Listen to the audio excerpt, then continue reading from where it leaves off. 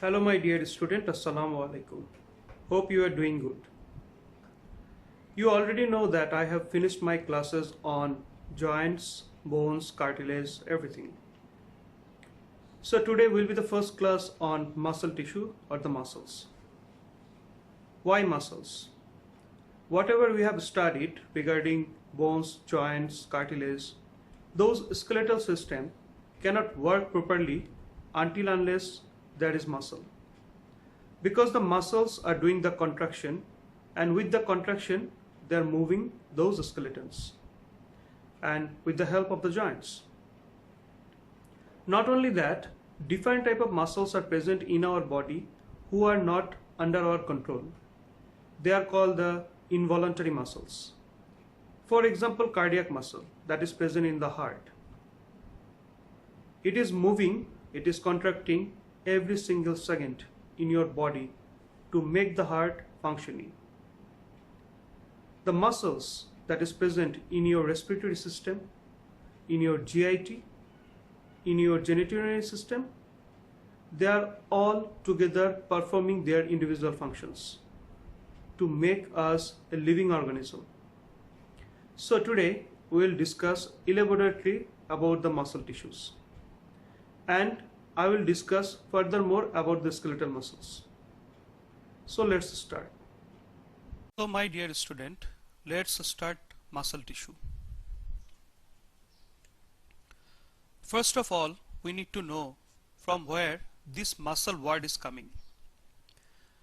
The word muscle is derived from the Latin word musculus, which means a little mouse or mus. Muscle tissues are contractile tissue. They are composed of muscle cells called muscle fibers. Muscle fibers are arranged in bundle called fasciculi, and muscle fibers contain contractile elements or fibrils called myofibrils.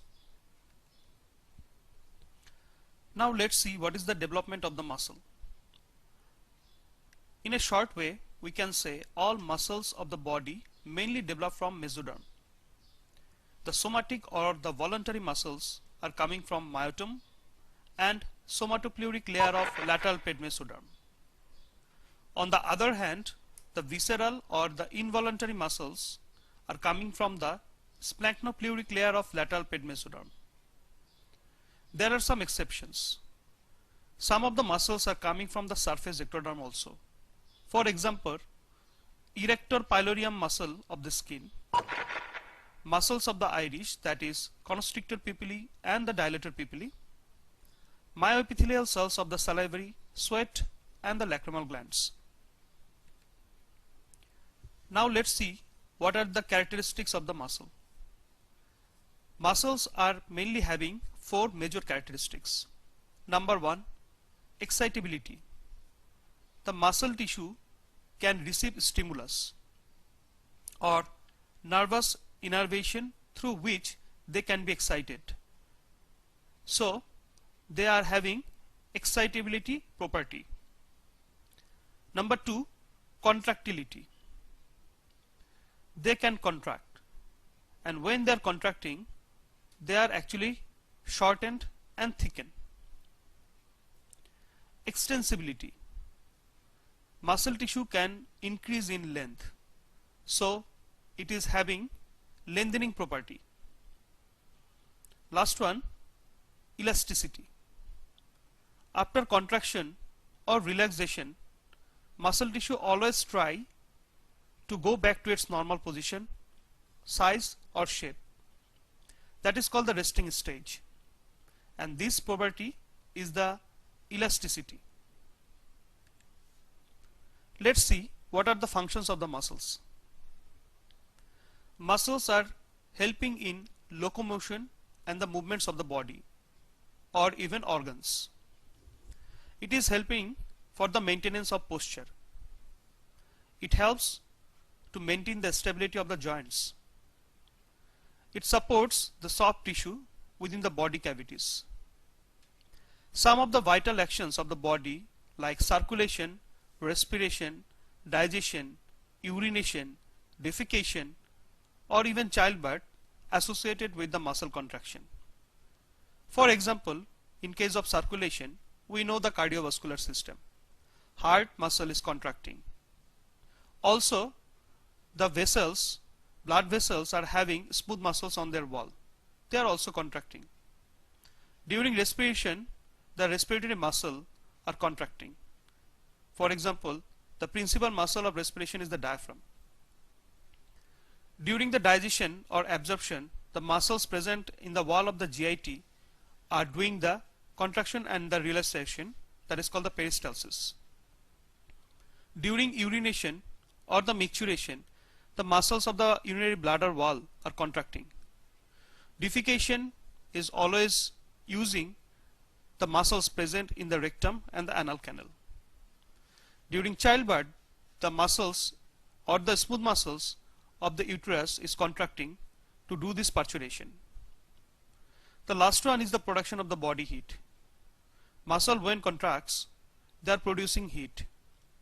In the winter or in the extreme of cold temperature, our body shivers, and during the shivering period the muscles are contracting and produces heat, which is essential to maintain the thermoregulation. Let's see what are the types of the muscle.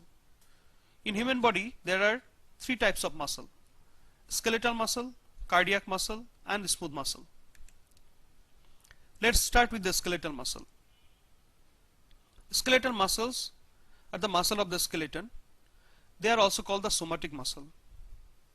They are the striated muscle. Cross striation is present, which is very much obvious under microscope. These muscles are usually voluntary muscle, so mainly they are supplied by the cerebrospinal nerves, except diaphragm and the muscles of the pharynx, who are having autonomic innervation, and some of them are having phrenic nerve. They can contract with great rapidity but fatigue easily. Where we can see a skeletal muscle,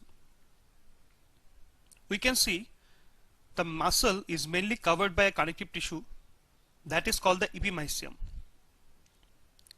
After cross section of a muscle, we can find some bundles of the muscle fiber who are named as the muscle fasciculi, as I said before.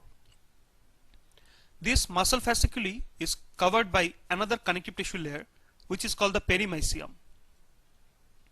Then within the muscle fasciculi there are numerous muscle filament or the myofibrils. These muscle filaments or the myofibrils is covered by another layer of connective tissue that is called the endomysium.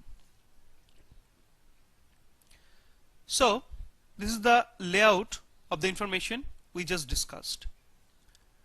Muscle fibers or the muscle cells are long, cylindrical, and present in bundles.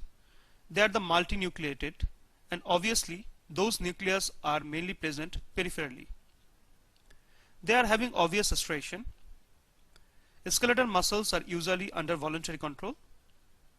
They are having three connective tissue components: endomysium that surrounds fiber, perimysium that surrounds the bundle or the fasciculi, and the epimysium that surrounds the muscle as a whole.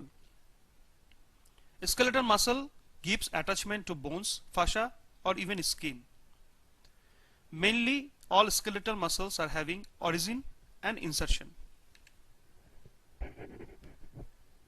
So this is the microscopic appearance of the skeletal muscle in short: cylindrical in shape, striated, unbranched, multiple nucleus, peripherally present, distribution, all muscle attached to the skeletal system of the body. This is the diagram of the microanatomy of the skeletal muscle, where we can see obvious striation is present, very much striated, and the nucleus are mainly present at the peripheral region. Over here we can see the peripheral nucleus, and the nucleus are multinucleated,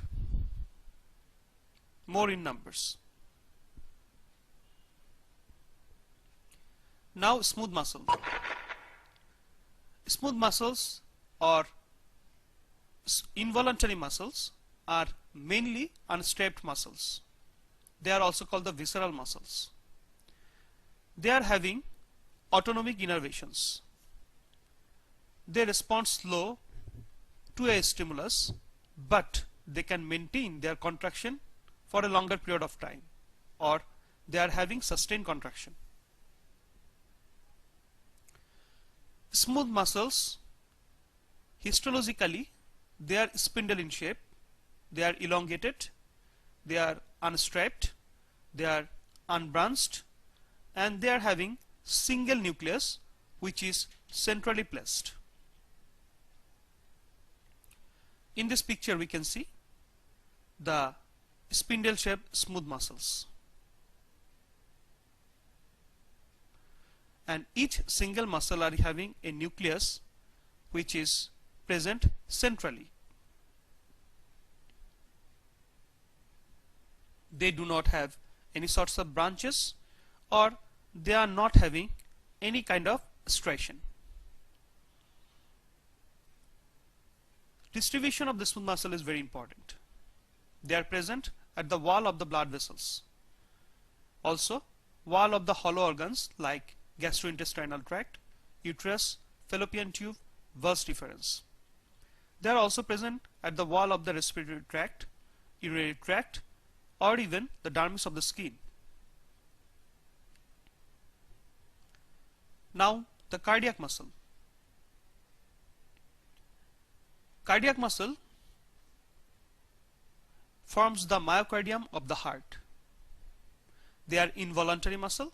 Obviously they are having autonomic innervation, but they are having cross striation like the skeletal muscle, but they are having side branching which helps to spread the stimulus to the entire heart. They are having centrally placed nucleus, and most importantly they are having intercalated disc. These intercalated discs are deeply stained transverse band that appears at regular interval, about 70 microns, formed by the apposition of the cell membrane of adjacent cardiac myocytes. So obviously intercalated discs are mainly junctional complex. In this picture we can see the cardiac muscle who are having striation, but they are having side branching. They are having nucleus which are centrally placed almost. At the same time they are having a dark color band. We can see over here red color, that is the intercalated disc. Even in the ultra microscopic structure we can see the intercalated disc. So let's see what are the cardiac muscles cells or cardiac myocytes. Cardiac myocytes are mainly four types: nodal myocyte, transitional myocyte, Purkinje myocyte, and ordinary working myocyte.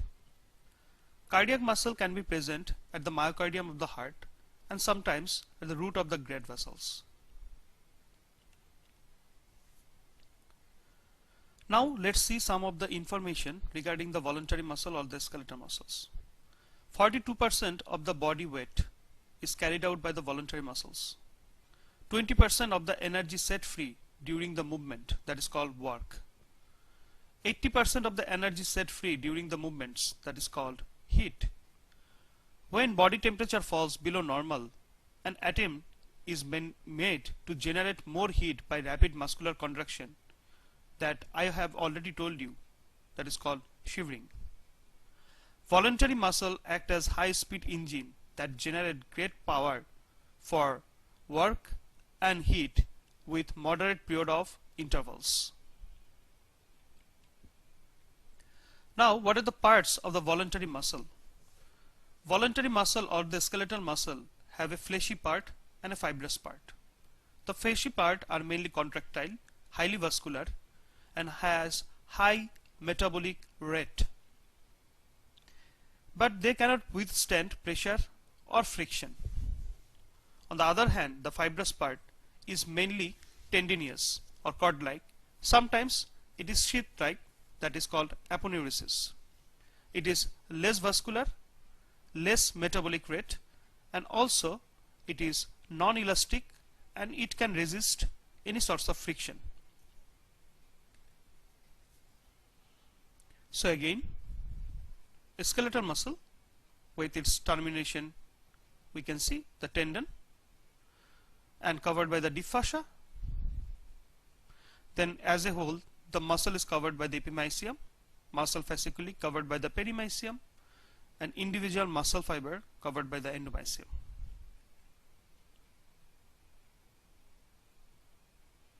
Endomysium, perimysium and epimysium we have discussed before.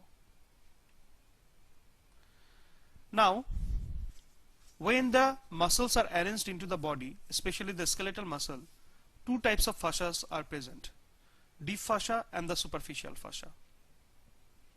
Deep fascias are mainly present in between the muscles. They are mainly dense irregular connective tissue.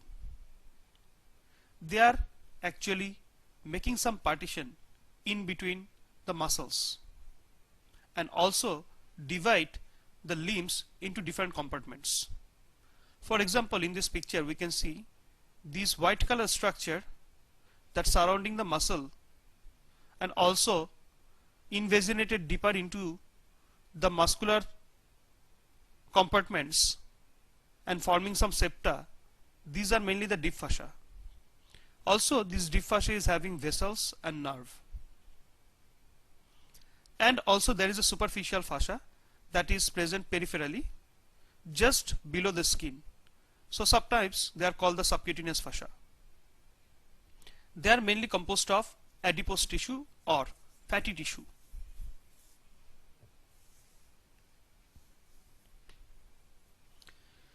So what are the ways of muscle attachments? Muscle can attach to a bone directly. For example, the epimysium of the muscle continues with the periosteum of the bone, like the intercostal muscle. They can attach to a bone indirectly by tendon or aponeurosis. Here the epimysium continues as a tendon that migrates onto the periosteum. For example, the biceps brachii, we know that biceps brachii is having a tendon which is attached to the scapula. The muscle can attach to a fascia or tendon of another muscle. It can form the collagen fiber that attach to the dermis of the skin.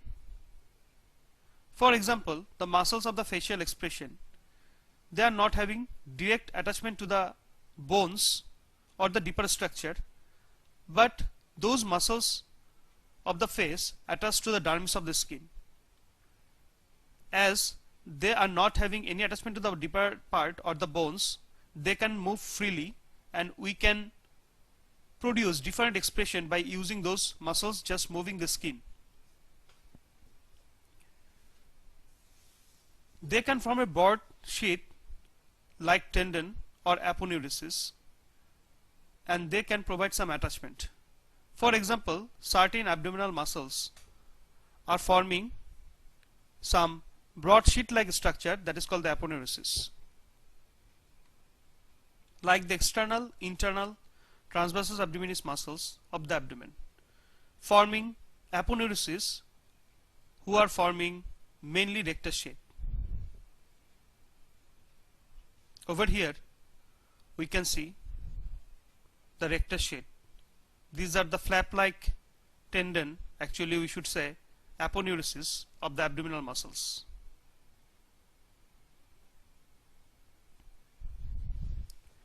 Now, very important, classification of the voluntary muscle. According to the type of fasciculi, there are two types of muscle.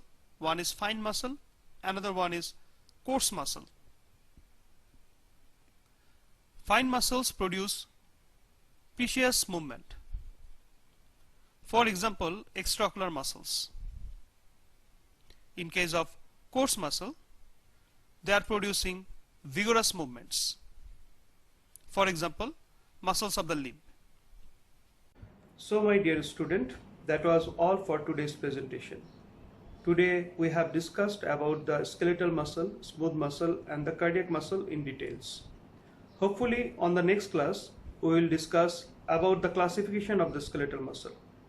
So whatever today we have studied, try to study those things at your home and practice those things. Thank you very much for your patience hearing. Take care.